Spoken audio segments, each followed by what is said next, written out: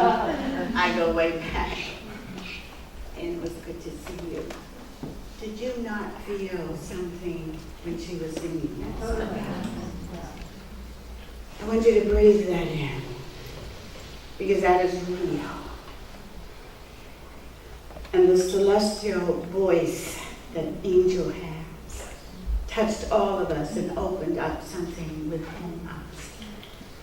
So today, this Sunday, comes on the heels of a week that was incredible in our lifetime, in our history, in terms of election, in terms of the wave of change that we're witnessing happening, a shooting in Thousand Oaks, not too far from here, unprovoked and senseless, and people lost their lives.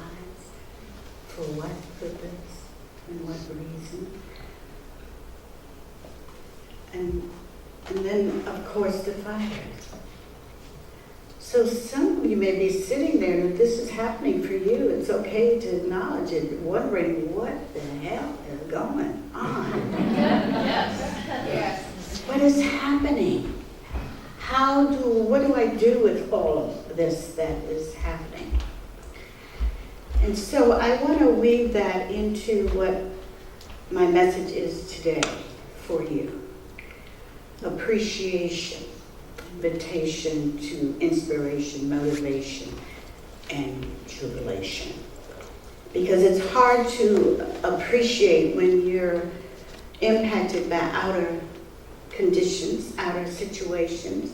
Sometimes the emotion of sadness or feeling helpless, feeling victimized, feeling put upon, feeling despair will take over and take you into another place that you don't really want to be, but you feel like you've lost your spiritual footing. Where am I? How am I to walk my spiritual path? So I want to talk about that. It's very important to me as a teacher, but also in my own life. I've searched these questions and things that happen to me. Sometimes you lose a job, divorce takes over. You lose a sibling or someone close to you. A baby dies untimely, or someone has a devastating terminal disease, and you're trying to figure it all out. Stay uplifted, and what I hear is stay positive. Well, I don't want you to stay positive. I want you to go beyond positivity. I want you to still walk the walk that you're walking. And so as we take a look at all that has just happened to all of us, particularly in California, of course across the whole country too, and what happened not too long ago when the people who were in hurricanes and were suffering that. So here's what I want you to understand. You incarnated here during these times, we all did, for a reason and a purpose. And that reason and purpose is unfolding, a constant unfolding, constant expansion. When we look at outer events, understand this is a living history.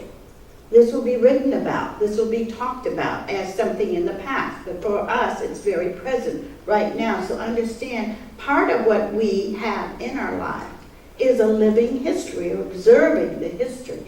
And the question becomes, in the moment, in the now, in the present times, what are we to do with this living history? And I am absolutely convinced, I was talking with Reverend Michael actually on Friday about this. When things are so awesome and awful, emphasis on the awful, what are we to do? And as he and I were talking, we are on the same page. We know what our role is. Some of us who are on this high spiritual path, this is your chosen area of service to the world. Like it or not, you chose this, to be here at these times. But you also chose to be that lifting energy that energy that could pierce through the lower frequencies that bring a lot of devastation and a lot of hurt and a lot of confusion, some despair. We have people who are taking drugs, trying to reach the heights that you reach without that. We have in this country all kinds of gun violence. I read the other day 357 mass shootings in the United States this year. How can that be? How can that be? And this is the greatest country on the planet that leads with this. There is a disconnect. And what is that disconnect? And I'm going to get to that because it's in all of us. But it isn't true that across the planet there is entire disconnect. Many of you know me that I have been to Cuba 8 times. Some say, well, why do you keep going back? Cuba's this and Cuba's that and Castro this and this bad this and bad that. Well, what I really want to say is, where did you get that? From the horse's mouth or the other end? Because if you got it from the other end, you know what to do with it. You need to experience it for yourself. But let me just say very quickly, why do I go back? Because I wanted to experience over and over again living in a society, in a country where there are no guns, where there's no homelessness, where children are taken care of, especially from the ages of 1 to 7, where cooperation and community are more important than competition and cutthroat, where there isn't the stockpiling of greed that takes over, and where cultural and beauty and art are really supported in a big way, and where technology hasn't taken over so that people are cold, where neighbors know each other, but not only know each other, they live with each other, where everyone can have a free education. If you want to be an engineer, you want to be a doctor, you want to be in social work, you want to be a lawyer, it's paid for, you go for free. Healthcare for free. I wanted to know, what is that like? Because I don't feel it in this country, those same things. And so that's why I go back, because I learned something, that living doesn't have to be under fear, that you have to have a gun, that you have to protect yourself. I've never heard a siren the 8 times I've been there, and I've been all over Cuba, from Santiago, Cienfuegos, Camagüey, and all of those places. Havana, but you need to get outside of Havana and really see the people. Where the country appreciates the soil. And so the reason they don't have tractors is not because they're backwards. It's because they recognize the microorganisms in the soil are impacted and killed by that, and they can't grow their crops. And so they honor the little organisms in their soil, and they honor their animals also. To me, that sounded very honorable to me. And so they don't need a Whole Foods, because everybody has a Whole Food. Everybody has the ability to have natural. They don't use pesticides, they don't manufacture. What do they use? The time-tested rotation of crops. They've been doing this for years. And across my times there, I ran into a group of people, environmentalists from the United States, who were there to study their system. What do they have? The news will never tell you that the United States could learn something from them. But these groups did. The news will not tell you that there's a Martin Luther King Jr. Center in Havana. It's been there for 40 years. The first time I went there, I interviewed the founder. No one knows. How did you establish this? You have an Ebenezer Baptist Church. And you have the Martin Luther King Jr. thing. And he said to me, Dr. Suarez, I read the letters that Dr. King wrote from the Birmingham jail, and I thought we need to have something like this in Cuba. And so he established that center with those values and those goals and the purpose for being, to be a service to all. So that brings me back to the point that I want to speak about when I talk about appreciation and not just gratitude. As I thought and sat with this, gratitude and saying thank you can be considered good etiquette, but I want to go beyond etiquette and good manners. I wanted to get the heart of it. And the heart of it is the spiritual heart of who we are as beings, who created us, and what was implanted inside of us. This thing called love, this thing that I witnessed in Cuba many times, that's implanted inside of each of us. It's strange and foreign and alien to our soul to be in competition with someone. That wasn't implanted in you. Greed wasn't implanted in you. But there's an idea, a thought, because you have free will, to catch on to certain values, that to be successful you have to make a lot of money, and you have to hide things from people and not share. Otherwise somebody's going to steal from you and get over on you, and you don't help somebody. I got mine, good luck, get yours. If you just work hard. That wasn't implanted in you as a being created by the Most High God. These are foreign and alien to our souls, which is why people who try that route look for a high somewhere else. Because it's not through those things that you feel good about yourself. Right. Amen. And you can look around today and probably name some people who do not feel good about themselves. And so appreciation means the heart that was implanted in us, in our soul. The heart of the soul is what we appreciate and must appreciate first, ourselves and who we are and whose we are. So it requires you, and if you haven't taken classes, I encourage you to know who you really are. Who are you? It's an existential question. Who am I? What am I doing here? Why am I? Why do I exist? And the answers to these questions are right there. They will bubble up for you. And you can be in community and class with others and explore those. Many people, years ago, philosophers, explored these questions. What is my existence about? What is my existence? And so the false identifications and the alien foreign values or ideas have interfered with the heart soul. And it's important as you uncover and sit in introspection, who am I? What am I? Why do I exist? What is my purpose here?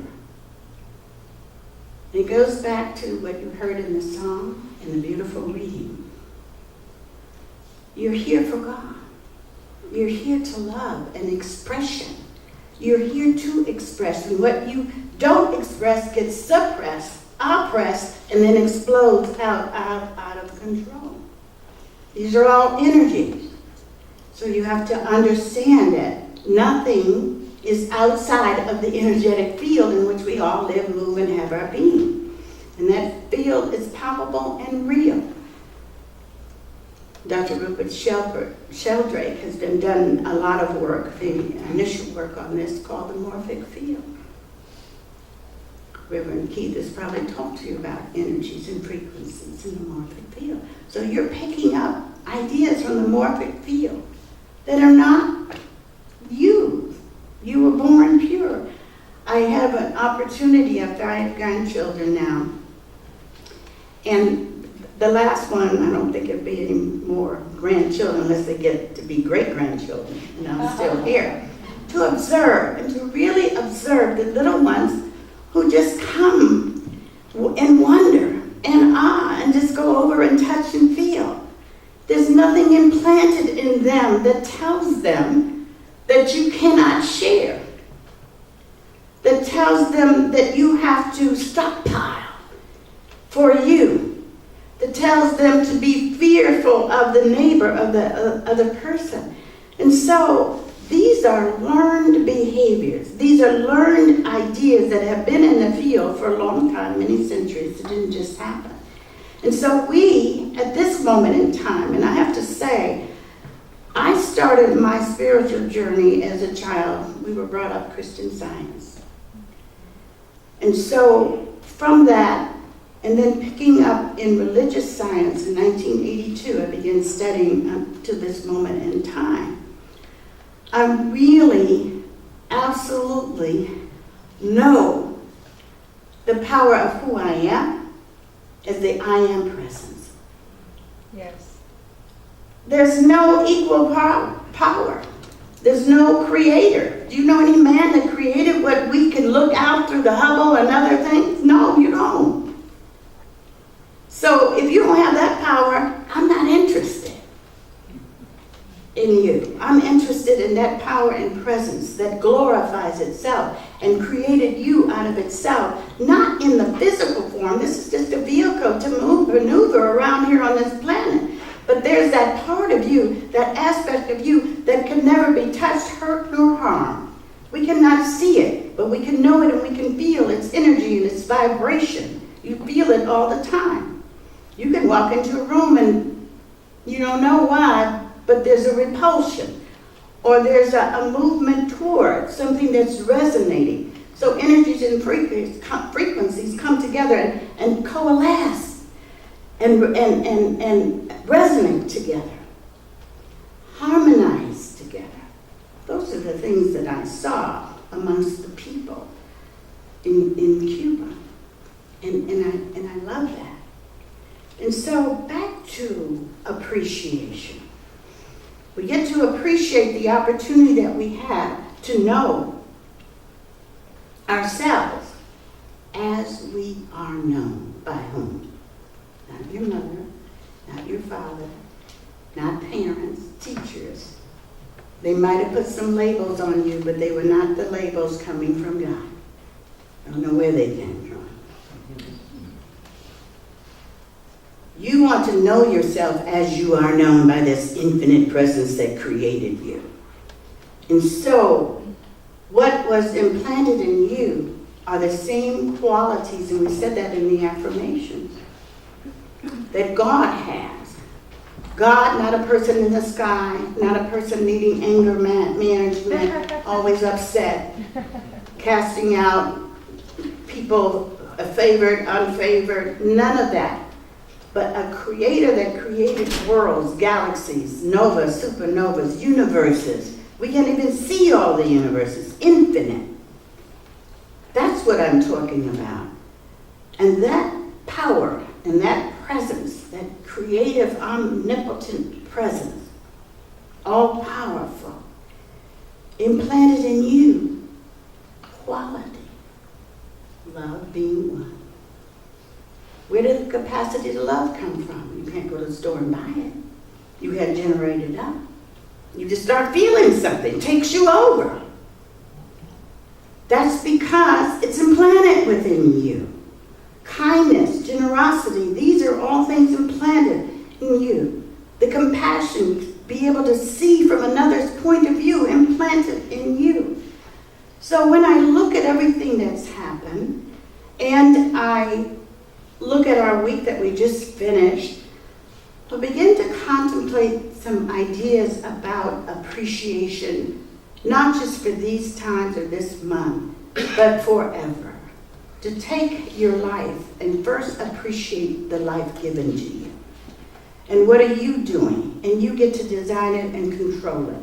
Not according to society, not according to some formula for success, not according to how much money you have, but who you are and whose you are. What would you have me do?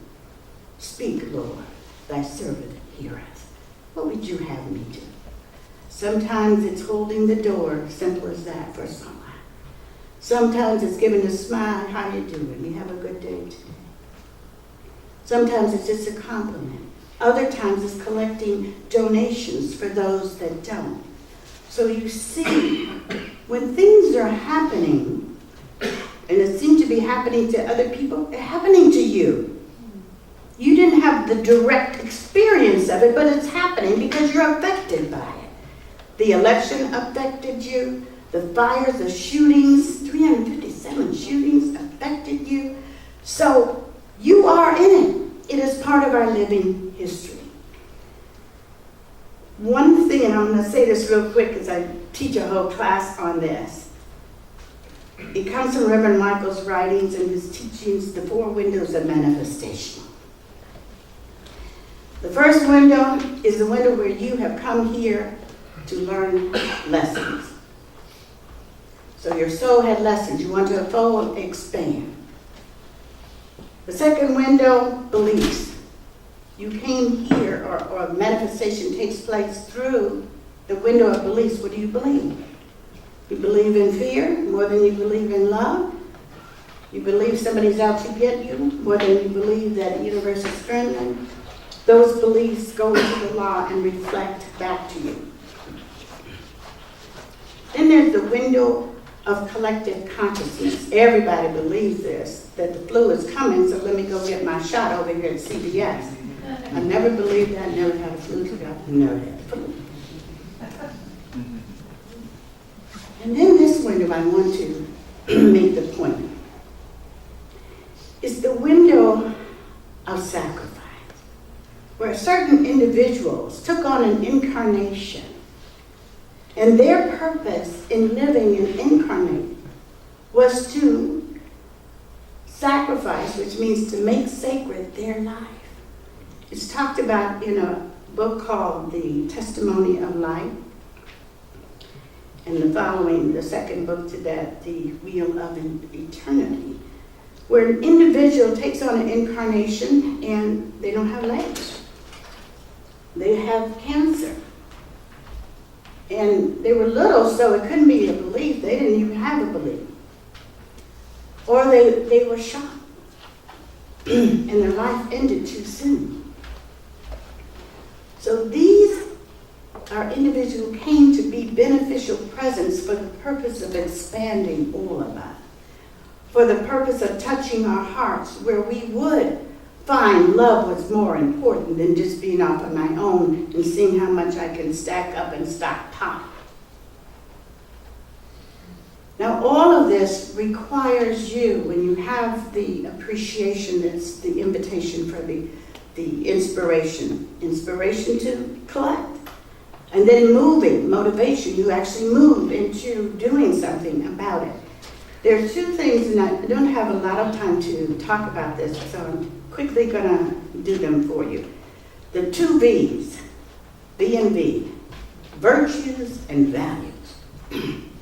That's in you. The virtues have been defined through the centuries by sages, avatars, philosophers, and so forth. You know them. Honesty versus dishonesty. That's a virtue. Justice and fairness versus unfairness. Justice is virtue. Being fair is a virtue. Some people don't believe in that. Can't do it. You hear the old adage, all's fair and nothing more. I mean, I get to be dishonest, unfair, unjust, and all that, and do everything as long as I win. That wasn't implanted in you when you took on an incarnation. It doesn't lift you up. It actually makes you fearful that somebody's going to be doing that. And then values. You all have them. And I would charge you today to go home and list some of those values for that you have for your life. Actually, I listed some for myself. Let's see if any of these resonate with you. Karen. Yes. A commitment. Yes. Say yes or don't say anything. We don't want about your no. Commitment. Yes. Is that a value? Yes. Compassion. Yes. Cooperation. Yes. Courtesy. Yes. Dedication. Yes. Belief in others. Yes. Dependable. Yes. Consistency. Yes. Here it is again. Honesty. Yes. Open-minded. Yes. Reliable. Yes. Sharing. Yes. Efficiency. Yes. So these are values. And when you live from these values, you don't get into these other things. Let me go out and hurt somebody. Or let me bankrupt and leave creditors hanging and they don't get paid. And too bad for you and good for me because I took advantage. You won't do that because you live from your values. The virtues that you have, you want to identify those too. Humility. Is that a virtue? Yes. Versus ego, pride. You see how the opposites come in? You decide what is a virtue for you. Kindness. Yes. Versus unkind. How about temperance and self-control? Is that a virtue for you? Versus greed and avarice. Justice and fairness, is that virtue for you? Yes. You like just to be treated justly. Yes. And will you treat others the same way? Yes. What about courage versus cowardice? Yes. Will you have the courage? Generosity versus stinginess. Yes. So let me just wrap this up by saying all of these things will help you continue your walk, will help you put into perspective, and you are not alone. When you take the time for meditation, quiet time, these answers come to you and they bubble up to you. You know who you are. And because of the morphic field, others count on us to do this high-level work. Do you understand that? So courage, spiritual courage, and just regular human courage is what is called for. Thank you.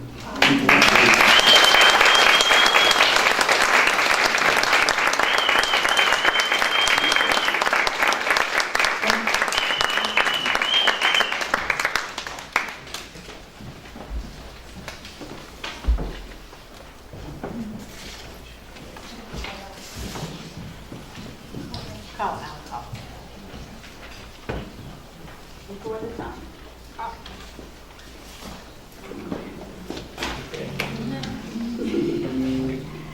I love this woman.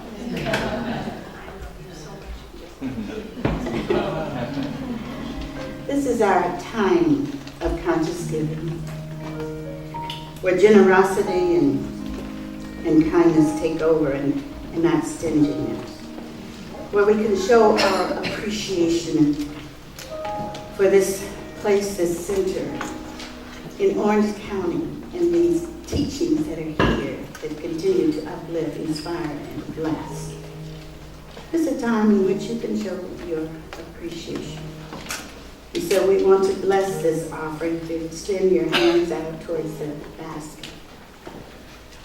I bless the offering basket. I bless this community, and I bless each and every one of you. Because as you give, more is given to you. I bless it, I let it go forward, and that more be given to each and every person in this community, so Soul Center can continue blessing the region, the state, and the world. And so it is.